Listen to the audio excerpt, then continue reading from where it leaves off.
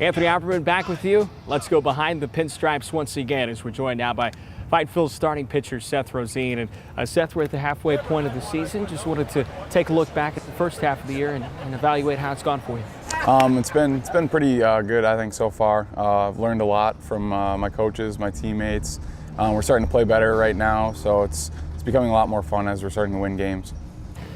Now, you've had experience as a starting pitcher this year and obviously even last year, and you've also come out of the bullpen. Just take me through the differences for you starting versus relieving. Well, being a starting pitcher, you have that routine, your weightlifting routine, your running routine, your throwing routine, whereas coming out of the bullpen, you're not exactly sure what day you're going to pitch. So they both have their advantages and disadvantages. But I don't know, whenever I get the ball, I just do my best, and that's all you can do. So it's not too different from each other. Talk about those routines, and obviously you came into this year knowing that you were going to be a starting pitcher, as last year you kind of did a little bit of both. Has that helped you establish some new routines, especially when it comes to conditioning? Yeah, for sure. I mean, knowing that you're going to throw and then the next day you're going to go really hard in the weight room and a lot of running, and then you're going to gradually kind of tail off a little bit with that stuff. But as a bullpen guy, you're kind of doing stuff every day and you're not exactly sure. So sometimes you don't feel as fresh, but as a starter, you feel pretty fresh every day. Now, this is your first full season in the Philadelphia Phillies organization. You came over in the Hunter Pence deal last year along with Tommy Joseph and Nate Shearholtz.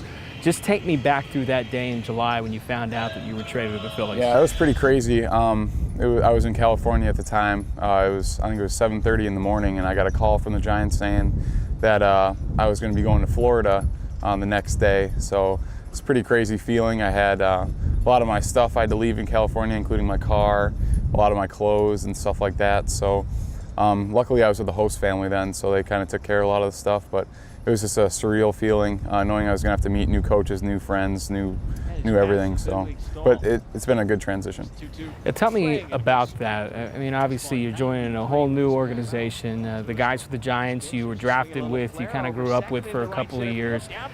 How do you go about making new friends and meeting new people and ingratiating yourself to an organization? Last year in August, I was kind of the new guy or whatever like that, but I came down to spring training early this year to try to develop some of those friendships and feel comfortable with everybody. I think that helped a lot.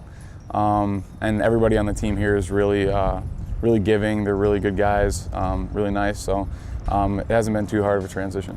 You talk about really giving, and you've definitely given of your time. Been very involved, very active in the community since you've come here to Reading. I've seen you a lot during the school days when you weren't starting. You were out participating. Why is that so important to you? Just giving back to the kids. I know I did a lot of programs like that with people from the community that I looked up with. I think that helped a lot with shaping me as a person. So just trying to give back as much as I can, especially with the younger people around here. I think it'll benefit the community. How rewarding is that experience, especially here in Reading? It feels really good, especially when the kids have the smile on their face. I mean, nothing can top that.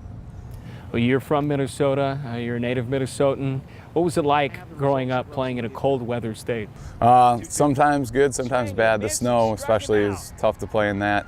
But I mean, just you get used to it, and everybody has to play in it. So up there, so I mean, you just gotta tough it out, and I think that kind of helped me, especially in the Eastern League here in April when it'd be 40, 35 degrees. So I was kind of used to that, so I could do it. Well, also growing up in Minnesota, I'm sure a big Minnesota Twins fan as a kid. The Fightin Phillies will play the New Britain Rockcats coming up. What was it like growing up as a Twins fan, especially when they had the World Series run and then just the successful run that they had during the late 90s? I'm sure that really shaped you and inspired your enthusiasm for baseball. Yeah, that was a big part of it. I was a big Kirby Puckett fan, idolized him, watched everything he did. Met him when I was in elementary school, so that was one of the highlights of my youth. But it was just a big part of our culture. I come from a baseball family, so I mean, I was just kind of brought up with that stuff, and it was a lot of fun. Looking ahead to the second half of the season, what are the goals you have for yourself? I'm thinking more team-oriented stuff right now. I really want to make the playoffs as a group of guys. I think we could do some damage in that. I think we kind of underperformed a little bit. So I think we're starting to play to our capabilities right now. But I mean, we'll just see. We'll see. We come out and work hard every day, so I mean, the results should come. Well, Seth, it's been a lot of fun watching the first half of the season. Thank you so much I for taking appreciate the it. time. Thank you. It was Fightin Phil's starting pitcher, Seth Rosin. Thanks for joining us here as we again went behind the pinstripes. We'll have another episode coming up shortly. So long.